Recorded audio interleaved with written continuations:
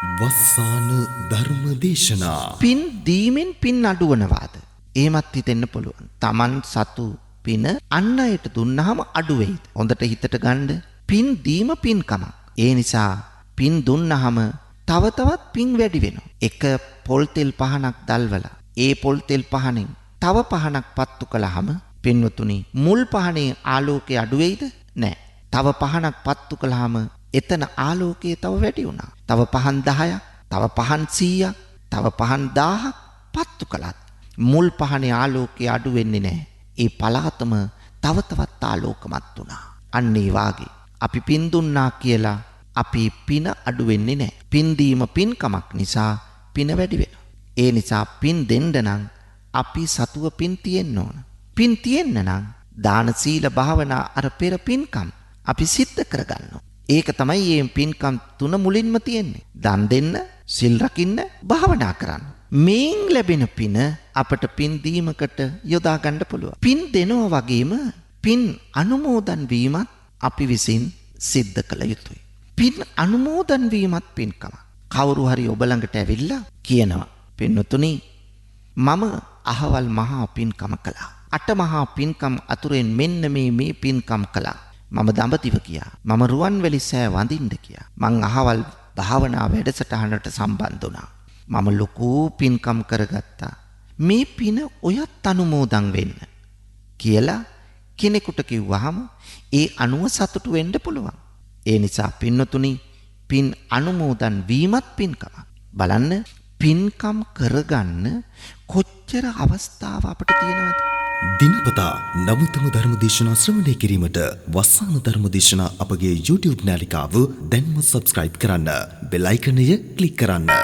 වස්සාන ධර්ම දේශනා YouTube නාලිකාව ඔස්සේ ප්‍රචාරය වන මෙම සුමధుර ධර්මානුශාසනාවේ ප්‍රධාන අරමුණ වන්නේ මීට වසරකට පෙර 2021 වසරේ මැයි මාස 29 වන දින අභාව ප්‍රාප්ත වූ නිල් ගුණතිලක ආදරණීය පියාණන්ට පින් අනුමෝදන් කරමින් වස්සාන ධර්ම දේශනා YouTube නාලිකාව ඔස්සේ ධර්ම දානමය පින්කමක් සිදු කිරීමයි. ඒ වෙනුවෙන් පින්පර දායකත්වයෙන් කටයුතු කළේ ඕස්ට්‍රේලියාවේ සිට දිලංකා ගුණතිලක ආදරණීය දියණිය නයන හෙට්ටිආරච්චි ආදරණීය බෑණනුවන් නවිනු සහ නිවි හෙට්ටිආරච්චි මුණුපුරන් ඇතුළු පවුලේ පින්වත් පිරිසයි. අද දේශකයාණන් වහන්සේ අතිපූජනීය මාලිම්බඩ පඤ්ඤාසාර ස්වාමීන් වහන්සේ. අවසරයි අපේ හාමුදුරුවනේ. සමන්ත චක්කවාලේසු අත්‍රා ගච්ඡන්තු දේවතා සද්ධම්මං මුනි රාජස්ස සුනන්තු සග්ග මොක්ඛදං ධම්මස්සවන කාලෝ අයං බතන්තා ධම්මස්සවන කාලෝ අයං බදන්තා ධම්මස්සවන කාලෝ අයං බදන්තා නමෝ තස්ස භගවතෝ අරහතෝ සම්මා සම්බුද්දස්ස නමෝ තස්ස භගවතෝ අරහතෝ සම්මා සම්බුද්දස්ස නමෝ තස්ස භගවතෝ අරහතෝ සම්මා සම්බුද්දස්ස දානං සීලං ච භාවනා පත්තිපත්තානුමෝදනා වෙය්‍යාවච්චා පචායන්ති දේශනා සුති දිට්ඨිජු. ගරුතර මහා සංඝරත්නයන් අවසරයි. අද මේ උතුම් ධර්ම දානමය පුණ්‍ය කර්මයෙහි සදැහැති දායකත්වයෙන් කටයුතු කරන්නේ ඕස්ට්‍රේලියාවේ සිට දිලංකා ගුණතිලක දියණිය නයන හෙට්ටිආරච්චි බෑනා නවීනු සහ නිවී හෙට්ටිආරච්චි මුණුපුරන් ඇතුළු පවුලේ පින්වත් පිරිසයි. මේ පින්වතුන්ගේ ප්‍රධානතම අරමුණ තමයි මීට වසරකට පෙර 2021 මැයි මාස 29 වෙනි දින අභාව ප්‍රාප්ත වූ නීල් ගුණතිලක පියාණන්ට පින් අනුමෝදන් කරමින් වස්සාන ධර්මදේශනා YouTube නාලිකාව ඔස්සේ ධර්ම දානමය පින්කමක් සිද්ධ කිරීම. ඉතින් එතුමාට මේ ලැබෙන පින් අනුමෝදන් කරන්න බලාපොරොත්තු වෙනවා. තවත් අරමුණු සඳහන් කරලා තියෙනවා. අපි ඒවා ධර්මදේශනාව අවසානයේදී සිහිපත් කරලා පුණ්‍යානුමෝදනා කිරීම ආශිර්වාද කිරීම කරමු පින්වතුනි. ඒතෙක් බුදු බණ පදයකට අවධානය යොමු කරමු. අද ඔබට මේ උතුම් ධර්මදේශනාව තුළින් වටහා දීමට බලාපොරොත්තු වෙනවා බෞද්ධයන් වන සියලු දෙනා විසින්ම සිදු කරගත යුතු උදාරතර පුණ්‍ය කර්ම 10ක් පිළිබඳව. මේ පුණ්‍ය කර්ම 10 හඳුන්වනවා දස පුණ්‍ය ක්‍රියා. එහෙම නැත්නම් දස පින් කිරියවත් කියන නමින්. මොනෝද මේ පින්කම් 10? දන් දීම, සිල් රැකීම, භාවනා කිරීම, පින් දීම, පින් අනුමෝදන් වීම, වතාවත් කිරීම, පිදිය යුත්තන් පිදීම, ධර්මයේ දේශනා කිරීම, ධර්මයේ ශ්‍රවණය කිරීම හා නිවැරදි දෘෂ්ටියක පිහිටා කටයුතු කිරීම. දෘෂ්ටියක් කියන්නේ දැක්මක පිහිටා කටයුතු කිරීම. මේ පින්කම් 10 අපි සියලු දෙනා විසින්ම මේ ලබාගත් උතුම් මිනිසත් භවය තුල අනිවාර්යෙන් සිදු කරගත යුතුයි. භවයකට හිමිකම් කියන අපි ඒ භවය සැපවත් කරගන්න. ඒ වගේම අපේ පරම අදිෂ්ඨානය වන නිර්වාණය සාක්ෂාත් කරගන්න අවශ්‍ය කරන උදාරතර පුණ්‍ය කර්ම 10ක් ලෙස මේ පින්කම් 10 සඳහන් කරන්න පුළුවන්. පළමු පින්කම තමයි දන් දීම. නිතර දෙවේලේ අපි අහන අපි කරන දෙයක් තමයි දානය කියන්නේ. Taman සතු දෙයක් අන් අයට පරිත්‍යාගශීලී චේතනාවෙන් දන් දීම මෙහිදී අපේක්ෂා කරනවා. එය හඳුන්වනවා ආමිස දානය කියලා. Taman සතු විවිධ භවභෝග ධන ධාන්‍ය මිල මුදල් මේවා දන් දීම. ඒ වගේම දානය දුගී මගී යාචකාදීන්ට දෙන්න පුළුවන්. අසරණ අයට දෙන්න පුළුවන්. ඒ වගේම දුසිල්වතුන්ට දෙන්න පුළුවන්. සිල්වතුන්ට දෙන්න පුළුවන්.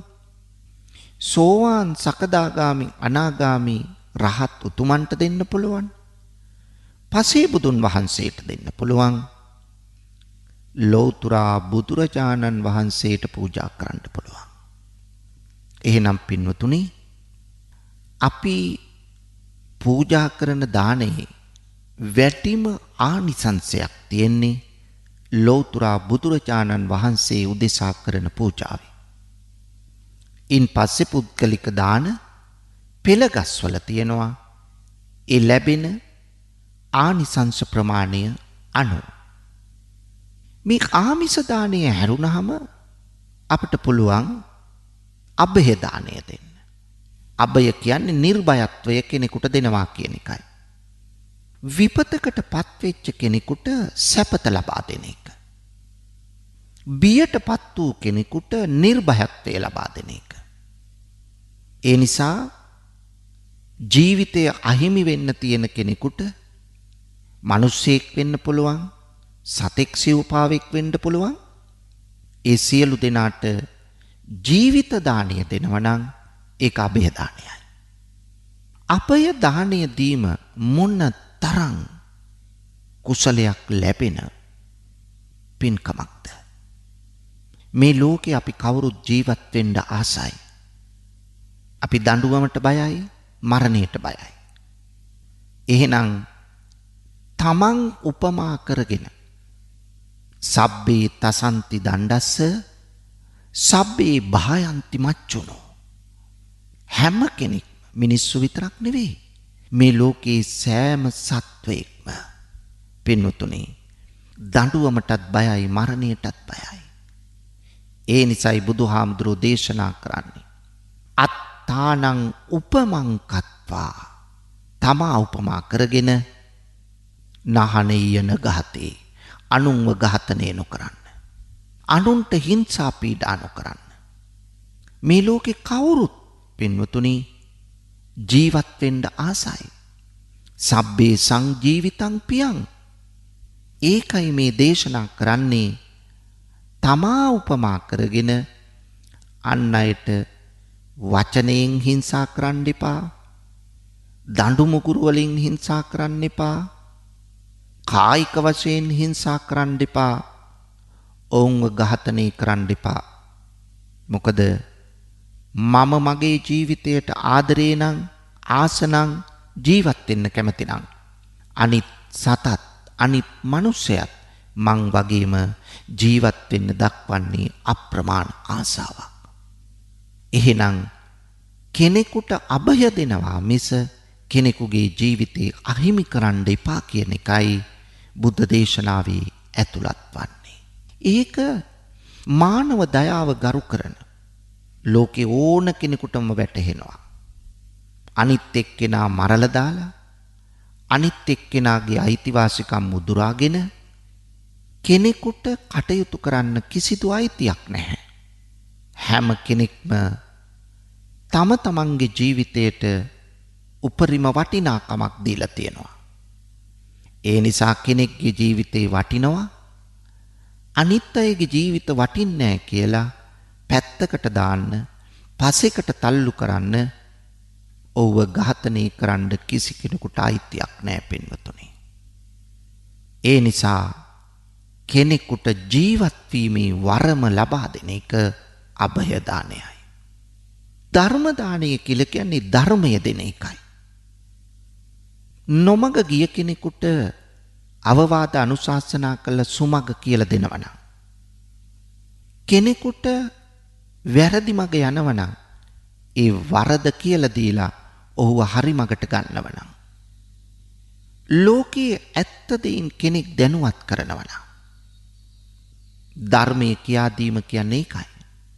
ඒ නිසා ධර්මය දැන් දන්නේ නැතුව පින්වතුනි කෙනෙකුට සාර්ථක මෙලොව ජීවිතයක් හෝ සාර්ථක පරලොව ජීවිතයක් හෝ ඒ වගේම නිර්වාණය සාක්ෂාත් කර ගැනීමක් කළ නොහැකි. ඒ නිසා ලෞතුරා බුදුරජාණන් වහන්සේ සාරා සංඛ්‍ය කල්පලක්ෂයක් මුළුල්ලේ පාරමී ධර්ම පුරලා අවබෝධ කරගත්ත නිර්මල ධර්මය, සත්‍ය ධර්මය අන් අයට කියලා දෙනවා නම්, ඔවුන් දැනුවත් කරනවා නම් ඊට වඩා කුසලයක් තවත් නැහැ පින්වතුනි. සබ්බ දානං ධම්ම දානං ජිනාති. සියලු දානයන් පරදවා ධර්ම දානය ජය ගන්නවා කියලා කියන්නේ අන්න ඒකයි. ඒ නිසා හැම දානයකටම වඩා ධර්ම දානය උතුම්. මෙන්න මේ පිළිබඳව හිතලා බලලා කටයුතු කරන්න ඕන පින්වතුනි. ඒ නිසා මේ දානය අපට කරන්න පුළුවන්. දන් දීම. ආමිසව දන් දෙන්න පුළුවන්. අභය දානය දෙන්න පුළුවන්. ධර්ම දානය දෙන්න පුළුවන්. හිතන්න එපා ස්වාමීන් වහන්සේලා විතරයි ධර්මයේ දේශනා කරන්නේ. ඒ නිසා අපට මේ ධර්ම දානය කරන්න බෑ කියලා නෑ. ඕනෑම කෙනෙකුට ධර්ම දානය කරන්න පුළුවන්. Tamanට පුළුවන් හොඳ නරක වටහා දෙන්න. මම ඒකයි කිව්වේ. නොමග ගිය කෙනෙක් සුමගට ගන්න. ඊළඟට බණ පොත් ගෙනිහින් දෙන්න, ධර්මයේ ලියන්න, බණ පොත් මුද්‍රණය කරවන්න. කොයිතරම් ධර්ම දානයට සම්බන්ධ කටයුතු තියෙනවද? ඒ නිසා පින්වතුනි මේ දාණය අපේ ජීවිත කාලය තුලදී සිදු කරගත යුතුයි. 2. සිල් රැකීමයි. අපි විසින් කළ යුතු දෙවැනි උදාරතර පුණ්‍ය කර්මය සිල් රකින්න එක. දන් දීමෙන් සිද්ධ වෙන්නේ සියලු අර්ථ සිද්ධීන්. දානං සබ්බත් සාධකං. දන් දීම දෙව්ලොවට බඳින ඉනිමකක් වාගේ. ඒ කියන්නේ සුගතිය උදා වෙනවා. දානං සග්ගස්ස සෝපානං. ඒ නිසා පින්වතුනි ඒ ආමිෂ දානය, අබේ දානය, ධර්ම දානය තුලින් ඔබට වැටහෙනවා ඇති පුද්ගලයෙකුගේ ලෞකික ජීවිතයත්, පුද්ගලයෙකුගේ ජීවත් වීමේ අයිතියත්, පුද්ගලයෙකුට ලෝකෝත්තර කෙලෙස් නසා නිවනින් සැනසෙන්නටත් මේ දාණය කෙතරම් පිටිවහලක්ද කියා. එහෙනම් දන් දීමෙන් ආරම්භ කළා එතනින් නතර නොවි අපිට යන්න පුළුවන් සිල් රැකීමට. සීලය මූලික වශයෙන් අපි නිතර කියලා දෙනවා කය වචන සංවර කර ගැනීමයි. කාය වාචානං සමෝදානං සීලං. කය වචන දෙක සංවර කරගන්න එක. ඒක සීලේ ප්‍රාථමික අවස්ථාව. ඊළඟට තියෙනවා සීලේ වර්ධනය වූ අවස්ථාව තමයි සිත සංවර කරගෙන සිත තුළ ගුණධර්ම ක්‍රියාත්මක කරන එක. එතකොට සීලය නැතුව, සිල් රකින්න නැතුව පින්නතුනි අපට නිර්වාණයට යන්න බෑ. ඒ නිසා නිර්වාණයට යන්න නම් සීලය අත්‍යවශ්‍යයි. පුද්ගලයා තුල බාහිර කායික වාචසික සංවරකමකින් තොරව ආධ්‍යාත්මික සංවරකමක්, ආධ්‍යාත්මික හැදියාවක් ඇති කරගන්න බෑනේ පින්වතුනි. ඒ නිසා බාහිර සංවරකම ඇති කරගෙන ඉන් පසුව තමයි අපි ආධ්‍යාත්මික සංවරකමට යන්නේ.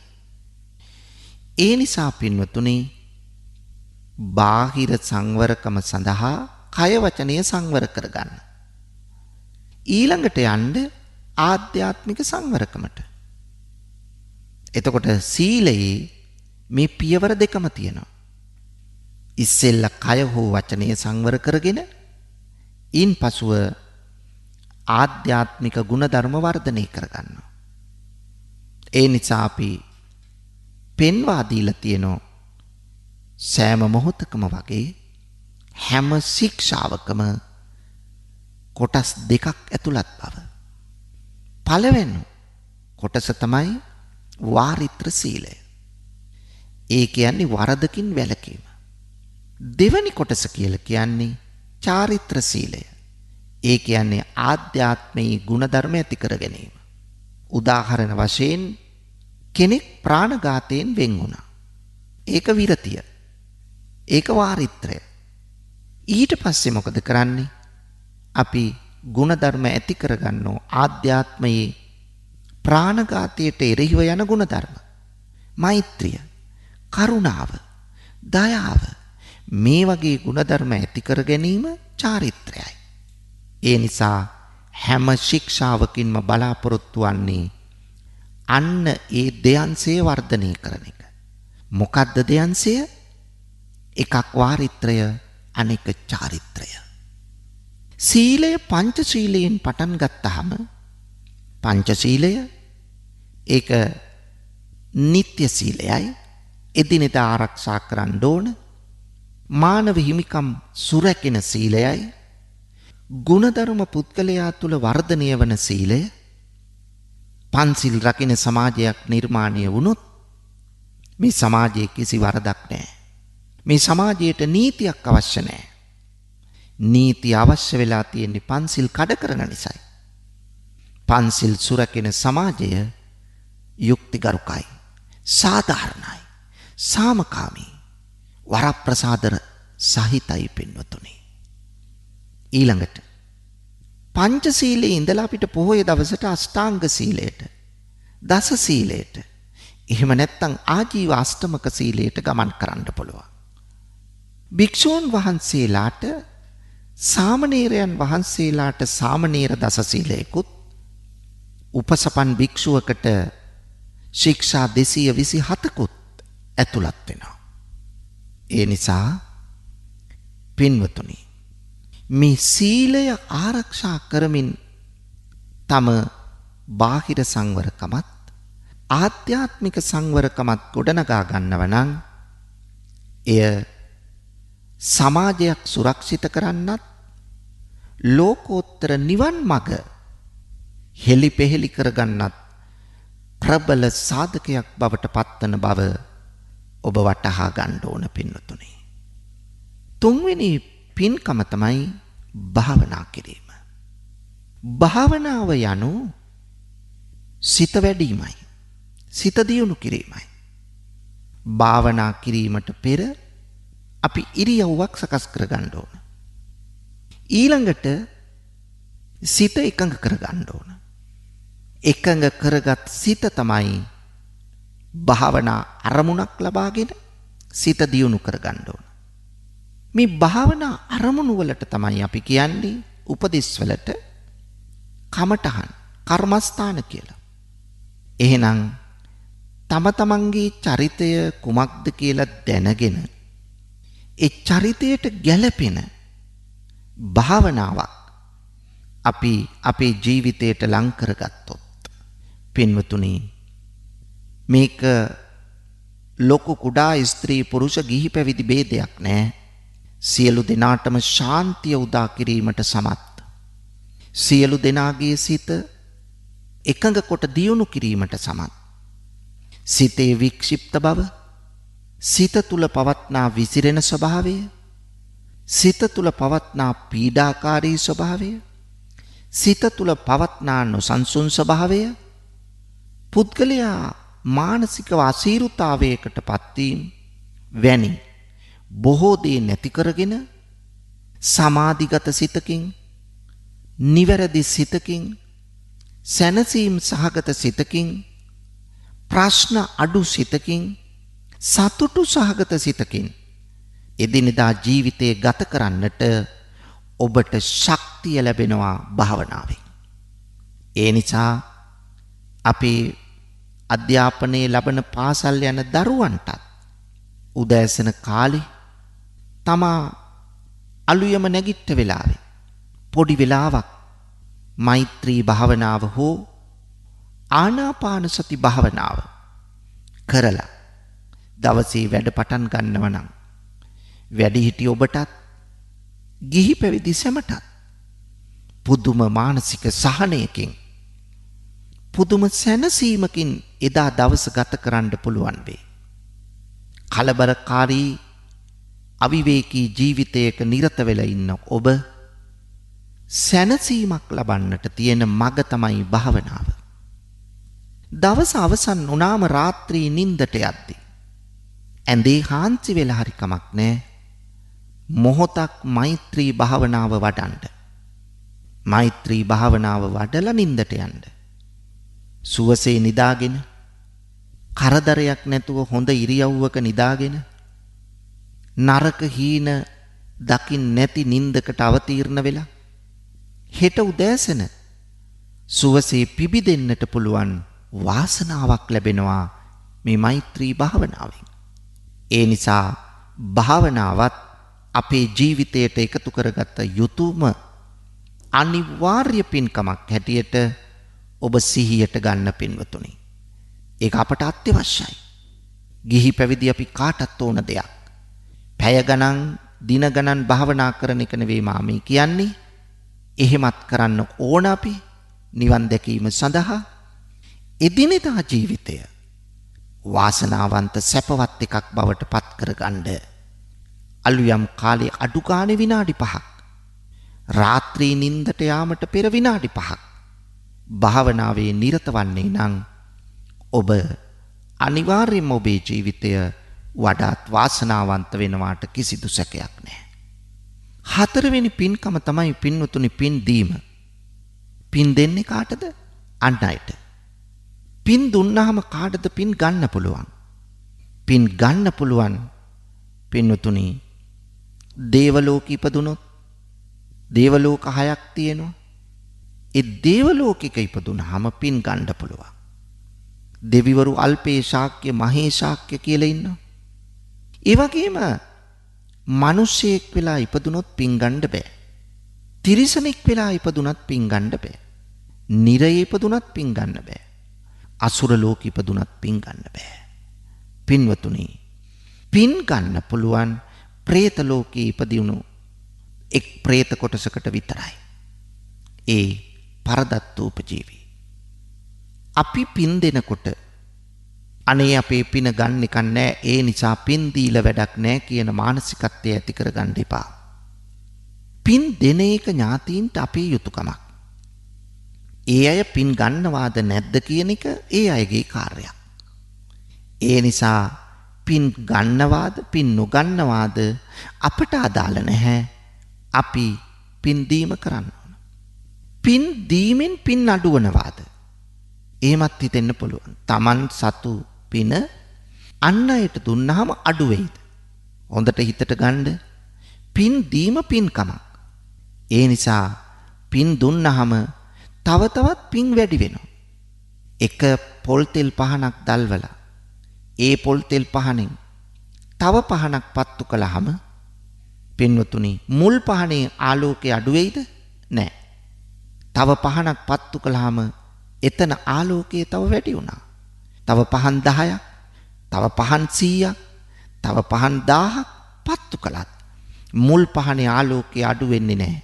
ඒ පළාතම තව තවත් ආලෝකමත් වුණා. අන්න ඒ වාගේ අපි පින් දුන්නා කියලා අපි පින අඩු වෙන්නේ නැහැ. පින් දීම පින්කමක් නිසා පින වැඩි වෙනවා. ඒ නිසා පින් දෙන්න නම් අපි සතුව පින් තියෙන්න ඕන. පින් තියෙන්න නම් දාන සීල භාවනා අර පෙර පින්කම් අපි සිද්ධ කරගන්න ඕන. ඒක තමයි මේ පින්කම් තුන මුලින්ම තියෙන්නේ. දන් දෙන්න, සිල් රකින්න, භාවනා කරන්න. මේන් ලැබෙන පින අපට පින් දීමකට යොදා ගන්න පුළුවන්. පස්වෙනි පින්කම තමයි පින් අනුමෝදන් වීම. පින් දෙනවා වගේම පින් අනුමෝදන් වීමත් අපි විසින් සිද්ධ කළ යුතුයි. පින් අනුමෝදන් වීමත් පින්කමක්. කවුරු හරි ඔබ ළඟට ඇවිල්ලා කියනවා පින්වතුනි මම අහවල් මහා පින්කම කළා. අට මහා පින්කම් අතුරෙන් මෙන්න මේ පින්කම් කළා. මම දඹදිව ගියා. මම රුවන්වැලි සෑ වඳින්න ගියා. මං අහවල් භාවනා වැඩසටහනට සම්බන්ධ වුණා. මම ලොකු පින්කම් කරගත්තා. මේ පින ඔයත් අනුමෝදන් වෙන්න කියලා කෙනෙකුට කිව්වහම ඒ අනුව සතුටු වෙන්න පුළුවන්. ඒ නිසා පින්වතුනි පින් අනුමෝදන් වීමත් පින්කමක්. බලන්න පින්කම් කරගන්න කොච්චර අවස්ථාව අපිට තියෙනවද? 6 වෙනි පින්කම තමයි වතාවත් කිරීම. පින්වතුනි තමන් සීලයක් ආරක්ෂා කරනවා නම් මේ සීලය සම්පූර්ණ වෙන්න අනිවාර්යෙන්ම අත්‍යවශ්‍ය වෙනෝ ඒකට අදාළව වතාවත් කිරීම. වත්තං නපරිපූරෙන්තෝ නසීලං පරිපූර්ණති. වත් පිළිවෙත් ඇති සීලය තමයි සම්පූර්ණ. වත් පිළිවෙත් නැති සීලය සම්පූර්ණ නැහැ. ඒ නිසා සීලය ආරක්ෂා කරන ගමන් පින්වතුනි අපි පිළිවෙත් පිරීමත් කරන්න ඕන. දැන් බලන්න ඔබේ ගේ දොර ඒ අවශ්‍ය කරන පිරිසිදු කිරීම අවශ්‍ය කරන දේවල් ටික කරගන්නවා. ඒක අවශ්‍යයි. එතනින් නතර වෙන්නේ නැතුව පින්වතුනි අපි මොකද්ද කරන්න ඕන? අපි කල යුතුයි පින්වතුනි අපේ ජීවිතය තුළ දැන් අපි හිතමු පන්සලට ගියා නම් පන්සලේ නිකම්ම තමන්ගේ මල් ටික තියලා වැඳලෙන්නේ නැතුව බෝධි මළුව අමදින්න, චෛත්‍ය මළුව අමදින්න, විහාරගේ අමදින්න, ඒ වගේම අපට පුළුවන් පින්නතුනි මල් ආසන සුද්ධ පවිත්‍ර කරන්න, ඒ වගේම පහන් තියෙනේම පිරිසිදු කරලා තියන්න, ඒ වගේම හඳුන් කූරු භාජනේ පිරිසිදු කරලා තියන්න. එදිනෙදා නැත්තම් ඔය ඒක අපිරිසිදුව තියෙද්දි ඒකම ගිහිල්ලා හඳුන් කූරු ටික ගහන එක නෙමෙයි කරන්න ඕන. කරන්න ඕන ඒ භාජනය පිරිසිදු කරලා හඳුන් කූරු ටික එතන ගහන එකයි. ඊළඟට බුද්ධ පූජාව තියෙනවා නම් අයින් කරන්න පූජා කළා ඉවර නම් ඊළඟට පින්වතුනි මේ තැන් වල තියෙන අපිලිවලට තියෙන දේවල් පිළිවෙලට සකස් කරන්න. මෙවැනි දේවල් අපට පුළුවන් විහාරස්ථානයට ගියාම කරන්න. ඒ නිසා එතනදී ආත්මාර්ථකාමී වෙන්නේ නැතුව එතනදී මේකත් පින්කමක් නේද කියලා හිතලා මම පූජා කරපු මල් ටිකම වෙන්න ඕන නෑ. කවුරු හරි පූජා කරපු මල් තියෙනවා නම් පරමල් තියෙනවා නම් ඒ පරමල් එතනින් ඉවත් කරලා අපිට පුළුවන් අන්න යහපත සිද්ධ කරන්න. හොඳ දෙයකට අපේ ජීවිතය අවතීර්ණ කරන්න පුළුවන්. ඒක තමයි පින්කම. එතන තියෙන්න ඕන පරාර්ථකාමී හැඟීමක්. ඒ හැඟීම මුල් කරගෙන තමයි අපි මේ පුණ්‍ය කර්ම සිදු කරන්නට කටයුතු කරන්නේ. ඒ වගේම පින්වතුනි වතාවත් කළාම එතකොට සීලය අංග සම්පූර්ණ වෙනවා. සීලයට දෙන රුකුලක් තමයි වතාවත් කරන එක. ඒකට දෙන ශක්තියක්. ඊළඟට බලන්න 7 වෙනි පින්කම තමයි පින්වතුනි පිදිය යුත්තන් පුදන එක. පිදිය පත්තානුමෝදනා වෙය්‍යා වච්ච අපචායන අපචාය පිදිය යුත්තන් පුදන. පින්වතුනි වැඩිහිටියෝ කියලා පිරිසක් ඉන්නවනේ නේ. ගුණවතුන් ඉන්නවා, සිල්වතුන් ඉන්නවා, වැඩිහිටියන් ඉන්නවා. දැන් වයසින් වැඩිහිටියන් පුදන ගමන් ගුණයෙන් වැඩිහිටියනුත් ඉන්නවනේ. තමන්ගේ ගුරු දෙමාපිය ඒ වගේම තමන්ගේ විහාරස්ථානයේ ස්වාමීන් වහන්සේලා මේ පිදිය යුත්තන්. දැන් අපි ගරු කළ යුතු පිදිය යුතු අය හොඳින් තේරුම් ගන්න ඕන. මේ ගරු කළ යුතු පිදිය යුතු පිරිස තේරුම් අරගෙන ඒ අයට දක්වන ගෞරව, ඒ අයට දක්වන සැලකිලි, සත්කාර, සම්මාන සිද්ධ කරන්නට අපි ක්‍රියාත්මක වෙන්න ඕන. සමහර වෙලාවට අපි වැඩිහිටියෙක් දැක්කට කිසි සැලකිල්ලක් නැහැ. දැක්කහම යටහත් පහත් බවක්, ඒ වගේම Tamanට වඩා වැඩිමල් නම් නැකිටලා ආචාර කිරීමක්. මේක හිතන්න එපා නෝන්චල්කමක් හැටියට. මේක Tamanගේ තියෙන සුවිශේෂී ගුණයක් විදහා දැක්වීමක්. ඒ තැනට සුදුසු විදියට කටයුතු කරන එක. ගුරුවරයෙක් දුටු විට හුනස්නේ නැගී සිටීම, හිටපු ආසනයේ නැගී සිටින. බලන්න එතකොට දකින ගුරුවරයා තුලත් ඔබ පිළිබඳව ඇතිවන ආකල්පයත් ඒ ක්‍රියාව දකින වෙන කෙනෙක් තුල ඔබ කෙරෙහි ඇතිවන ආකල්පයත් මොනතරම් පරිවර්තනයකට පුද්ගලයා වෙනසකට ලක් කරන්න සමත්ද? අන්න ඒකයි මෙතන කියන්නේ පින්නතුනි. අපට පුළුවන් වෙනවා මේ කටයුත්තට සම්බන්ධ වුණොත් පින්නතුනි ඊටම හොඳ කෙනෙක් බවට පරිවර්තනය වෙන්න. අපි දන්න ඕනේ දැන් මංගල සූත්‍රයේ කියනවා පූජාච පූජනීයානං ඒතම් මංගල මුත්තම. පිදිය යුත්තන් පිදීම මංගල කාරණයක්. ඇයි? පිදීමට සුදුසු පුද්ගලයෝ ඉන්නේ. පිදීමට සුදුසු පුද්ගලයන් පුදනව නම් පින්වතුනි අන්න එතන එය මංගල කාරණයක්. ඒ උසස් ලක්ෂණයක් කෙනෙකුගේ. එතකොට Tamanට එක පැත්තකින් පිං අනික් පැත්තෙන් අර පූජාවට භාජනය වෙන කෙනා පිදීමට ලක්වන කෙනා තුල ඔබ කෙරෙහි ඇතිවෙන්නේ සුභවාදී යහපත් ආකල්පයක්. අනේ මේ මිනිස්සයා මේ ශිෂ්‍යයා කොයිතරම් හොඳද? මේ දරුවා මේ දායකයා කොයිතරම් හොඳද? මේ අසල්වාසී දරුවා කොච්චර හොඳද? බලන්න මේ ආකල්පය ගොඩ නැගෙන. වගේම ඔබ දිහා බලාගෙන ඉන්න අයත් ඔබ කෙරෙහි ඇති කරගන්නවා යහපත් සුභවාදී ආකල්පයක්. එහෙනම් කොයිතරම් වටින දෙයක්ද පිදිය යුත්තන් පිදීම. ඊළඟට පින්වතුනි තියෙනවා ධර්මයේ දේශනා කිරීම. ධර්මයේ දේශනා කරනවා කියලා කියන්නේ මා මුලිනුත් මතක් කළා ධර්මය කියලා දෙන එක. නොමග ගිය අය සුමගට ගන්න එක. කොච්චර වටිනවද? වරදක් කරන කෙනෙකුට දයාවෙන් කරුණාවෙන් ඒ වරද කියලා දෙන එක. හැබැයි සුදුසු වෙලාව සුදුසු තැන බලන්න ඕන. සමහර වෙලාවට හොඳ දේවල් තියෙනවා. හොඳ දෙයක් වුණත් කියන්න සුදුසු වෙලාව නෙමෙයි නම් ඒක කියන්න යන්න එපා. මෙතනදී බුද්ධිමත් වෙන්න ඕන. දැන් අපි හිතනවා කෙනෙක් සභාවක කතා කරනවා. කතා කරනකොට වරදක් සිද්ධ වෙනවා මේ කතාවේදී. එතනදිම නැගිටලා කියනවද ඔයාගේ කතාව නතර කරන්න. ඔයා ඔය විදියට කිව්ව එක වැරදි කියලා නෑ. ඔහුගේ කතාව අවසන් වුණාට පස්සේ අනිත් අයට ඇහෙන්නේ නැති වෙන්න. හුදකලාව. ඒක තමයි යාළුකම. ඒක තමයි බුද්ධිමත්කම. ඒක තමයි හිතවත්කම. ඒක තමයි අසල්වාසීකම. එතන තමයි මෛත්‍රිය කරුණාව තියෙන්නේ. තමන් එතන කැපී පේන්න නෙවෙයි. තමන් එතන විශේෂයක් කරගන්න කරන ක්‍රියාවක් හැටියට නෙවෙයි.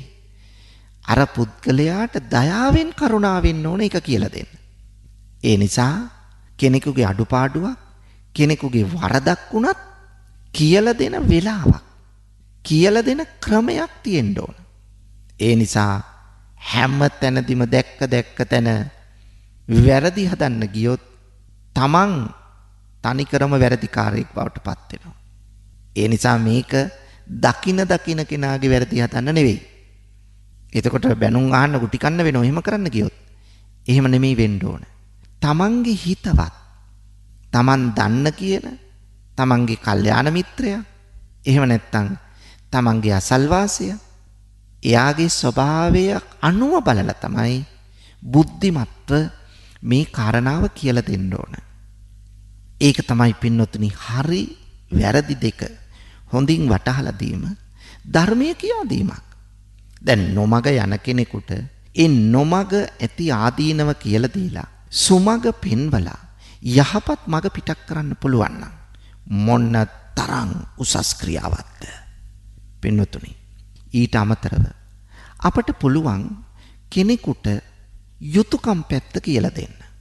අම්මට තාත්තට සලකන, ගුරුවරු වැඩිහිටියන්ට සලකන මේ වගේ දේවල් ටිකක් අපට පුළුවන්නේ දරුවන්ට අනුකම්පාවෙන් කියලා කරලා දෙන්න. සුදුසු විදියට දුවේ පුතේ කියලා ආදරෙන් ආමන්ත්‍රණය කරලා ධර්මයේ කියා දීමක් මේ. ඊට අමතරව ලෝකෝත්තර නිවන් මාර්ගට අවශ්‍ය කරන ධර්මයේ කියා දීමත් අපි කරන්න ඕන. දැන් බලන්න බුදුරජාණන් වහන්සේ පින්වතුනි පළවෙනි රහත් 69ට මොකද්ද ප්‍රකාශ කළේ? චරත බික්කවේ චාරිකං. මහණෙනි චාරිකා කරන්න. බහුජන හිතාය බහුජන සුඛාය. බොහෝ ජනතාවගේ හිත පිණිස සැප පිණිස. ලෝකානුකම්පාය ලෝකයට අනුකම්පාවයි. අත්තාය හිතාය සුඛාය දේව මනුස්සානං. අර්ථය පිණිස හිත පිණිස වැඩ පිණිස කටයුතු කරන්න. දේසේත බික්කවේ ධම්මං ධර්මයේ දේශනා කරන්න. ආදි කල්යාණං මජ්ජේ කල්යාණං පරියෝසాన කල්යාණං. මුල පිරිසිදු මැද පිරිසිදු අග පිරිසිදු ධර්මයේ දේශනා කරන්න. බලන්න කොයි තරම්නම් පින්වතුනි මේ ධර්මයට පුද්ගලයා යොමු කරන්නට භික්ෂූන්ට අවවාද අනුශාසනා කළාද? එහෙනම් භික්ෂූන්ට අවවාද අනුශාසනා කරන්නේ දහම් දෙසන්න. ධර්ම දේශනාව මොන තරම් විශාලතම පුණ්‍ය කර්මයක්ද? එහෙනම් ඔබත් මේකෙන් ආදර්ශය ලැබලා තමයි ධර්මයේ දේශනා කිරීම කරන්න ඕන. මේකේ මුල මැද අග තුන් තන්හි හොඳ පිරිසිදු කල්යාණ වූ දහමක් තමයි මේ දේශනා කරන්න කියලා කියන්නේ. ඒකනේ කියන්නේ හැම දානයකටම වඩා ධර්ම දානයේ උතුම් කියලා. සබ්බ දානං ධම්ම දානං ජිනාති. හැම දානයකටම වඩා ධර්ම දානයේ උතුම්. දැන් බලන්න පින්නතුනි භික්ෂූන් නැත්තන් පැවිදි අය ගිහියන් සඳහා ඉෂ්ට කරන්න ඕන යුතුයකම් 6ක් බුදුහාමුදුරෝ දේශනා කරා. මේ යුතුයකම් 6 අතරේ සඳහන් වෙනවා පින්නතුනි කරෝත ධම්ම දානේන තේසං පච්චූපකාරකං. ගිහියෝ පැවිද්දන්ට ආමිස දානෙන් සංග්‍රහ කරනකොට ආමිසයෙන් සංග්‍රහ කරනකොට ඒ කියන්නේ ආහාර පාන චීවර පිණ්ඩපාත සේනාසන ගිලාන ප්‍රත්‍යයෙන් සංග්‍රහ කරනකොට පැවිද්දා මොකද කරන්න ඕන? කරෝත ධම්ම දානේන ධර්ම දානයෙන් සංග්‍රහ කරන්න ඕන කාටද? ගිහි පින්වතුන්ට. තේ සම්පච්චූපකාරකම් ප්‍රත්‍යුපකාර වශයෙන්. එහෙනම් අපට පැහැදිලි ධර්ම දානය උතුම් පුණ්‍ය කර්මයක්. වගේම පුද්ගලයා ලෝකෝත්තර නිවන් මගට අවතීර්ණ කිරීමක්.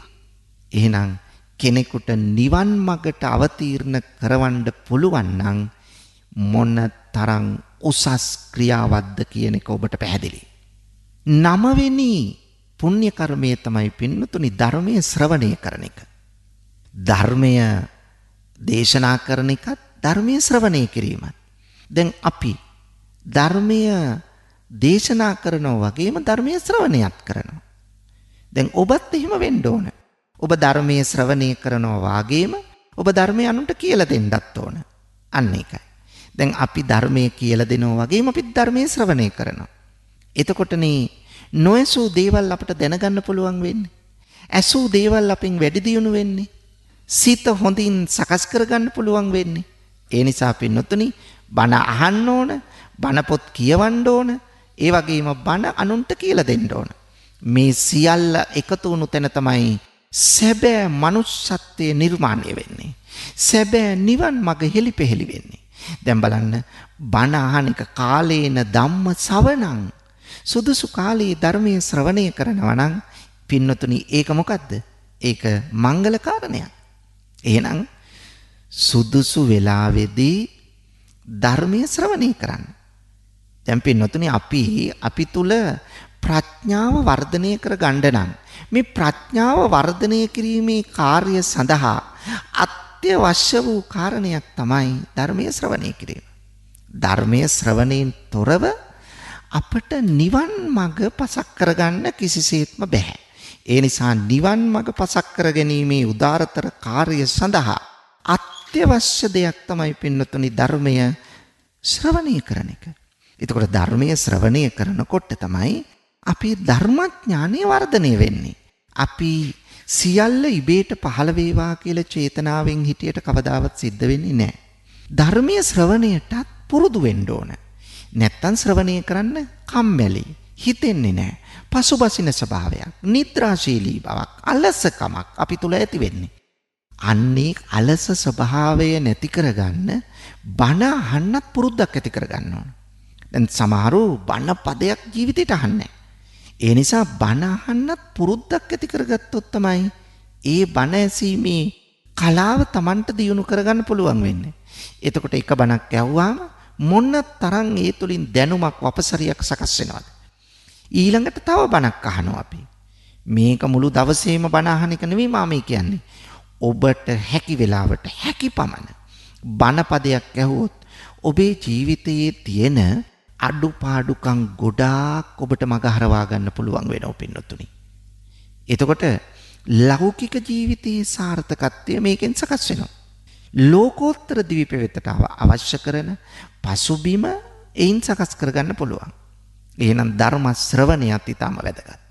10 වෙනි පුණ්‍ය කර්මය තමයි පින්වතුනි මේ 10 වෙනි පින්කමේදී කියන්නේ නිවැරදි දෘෂ්ටියක පිහිටා කටයුතු කරන්න. නිවැරදි දෘෂ්ටියක පිහිටා කටයුතු කරන්න පින්වතුනි. නිවැරදි දැක්මක් අපට තියෙනවා නම් අන්නේ නිවැරදි දැක්ම අපි තුල අපිව ඊට උසස් තැනකට ගෙනියනවා. අපි බොහෝ වෙලාවට පින්වතුනි වැරදි දෘෂ්ටිවල එල්බගෙන ඉන්නවා. වැරදි දෘෂ්ටිවල අපි එල්බගෙන සිටීමෙන් අපට බෑ කවදාවත් හරි දේ දකින්න. මොකද හරි දේ දකින්න නම් හරි චින්තනයක ඉන්න ඕන අපි. හරි චින්තනයකට අපිට එන්න නම් අපි ඇති දේ ඇති විදියටත් නැති දේ නැති විදියටත් ඇත්ත ඇත්ත විදියටත් බොරුව බොරුව විදියටත් දකින්න ඕන. ඒ වගේම මිත්‍යාව එල්ලිලා නොසිටින්න ඕන. සමහර අය මුළු ජීවිත කාලයේම ඉන්නේ මිත්‍යාවත් එක්ක. මට අරව ලැබෙයි මේව ලැබෙයි මෙහෙම කරොත් ලැබෙයි කියා ඉන්නවා මිස කිසි උත්සාහයකින් කටයුතු කරන්නේ නැහැ. ඒ නිසා පින්නතුනි මිත්‍යාව පසුපස ගමන් කරන්න එපා. දැන් බුදුරජාණන් වහන්සේ දේශනා කරනවා මිත්‍යා දෘෂ්ටික අදහස් 10ක්. ඒවයි කියනවා නත්ති දින්නම් දීමේ ප්‍රතිවිපාකයක් නැහැ. ඒ කියන්නේ යමක් දුන්නොත් ඒ දෙන දෙෙහි Tamanට කිසි ආනිසංශයක් ප්‍රතිවිපාකයක් ලැබෙන්නේ නැහැ කියලයි මිත්‍යා දෘෂ්ටික අදහසේ කියවෙන්නේ. නමුත් පින්වතුනි මිත්‍යා දෘෂ්ටික අදහස තුල අපි එල්බුණොත් කවදාවත් අපි තුල ගුණයක් වර්ධනය කරගන්න බෑ. බලන්න දැන් කෙනෙකුට යමක් දුන්නාම දෙන්නේ අපි තව දෙයක් බලාපොරොත්තුව නෙවෙයිනේ. අපි පරිත්‍යාගශීලී චේතනාවෙන් ඒ දේ දෙනවා. එතකොට ඒ දේ දෙනකොට පින්නතුනි අපි තුල සතුටක් මනස ඇති වෙනවා.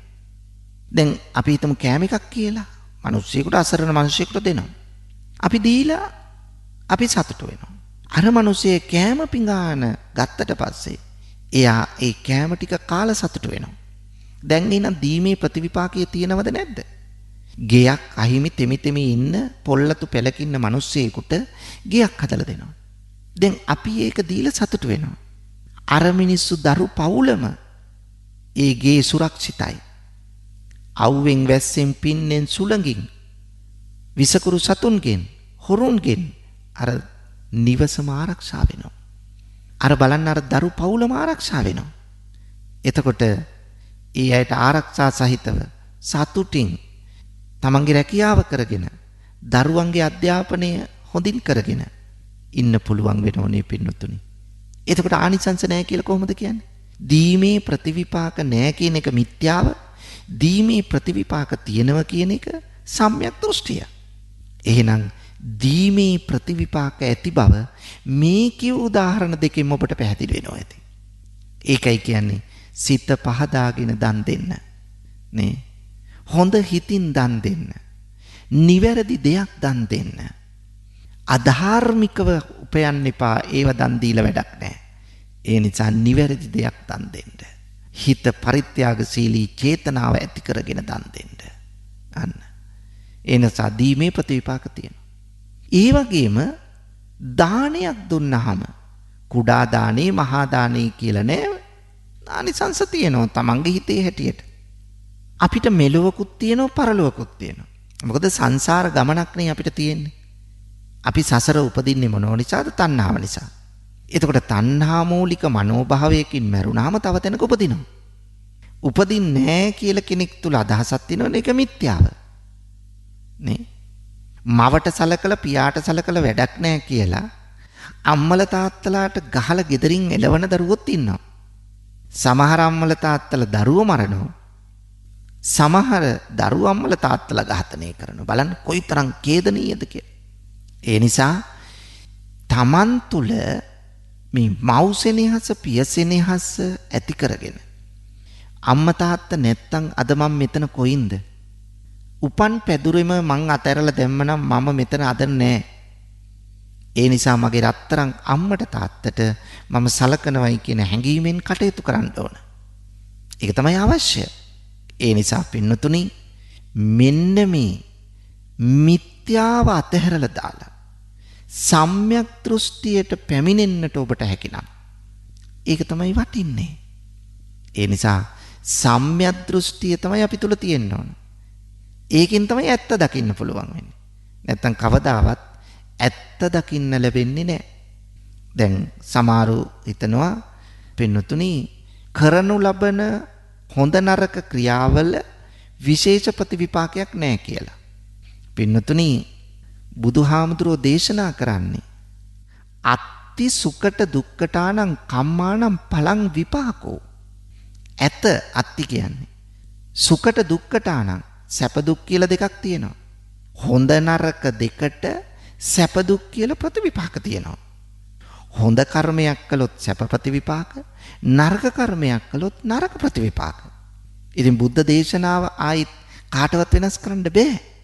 බුදුහාමුදුරෝ ලෝකයේ විනිවිද දැකලා සැබෑ සත්‍ය පසක් කර උතුමේ. ඒ නිසා උන්වහන්සේ පෙන්වලා දෙනවා හොඳ දෙයක් කළොත් හොඳ ප්‍රතිවිපාක දෙනවා. අපිටම පින්නතුනි මේක අත්දකින්න පුළුවන් දෙයක් නේ. අපි හොඳ දෙයක් කළොත් දැන් අපි හිතමු මිනිස්සෙක් යමක් ඔහු යද්දී ඔහුගේ පාර්සලයක් බිමට වැටෙනවා. පර්ස් එක බිමට වැටුණා කියලා හිතන්න. දැන් මේ පර්ස් එක බිමට වැටුනම අපි අරගෙන ඔක හංග ගන්නෑ. අපි මොකද කරන්නේ? ඒ පර්ස් එක යාට ගෙනිහිල්ලා මෙන්න ඔයාගේ පර්ස් එක වැටුණා කියලා අතට දෙනවා. දැන් මේ හොඳ ක්‍රියාවක් නේ. මේකේ ප්‍රතිවිපාක නැද්ද? දැන් අර මිනිස්සයා අපිට එතෙන්දීම ප්‍රශංසා කරන්නේ නැද්ද? අපිට ස්තුති කරන්නේ නැද්ද? අපේ ලිපිනය හරි අරගෙන අපිත් එක්ක එදා ඉඳලා සම්බන්ධතාවක් ගොඩනගා ගන්න නැද්ද?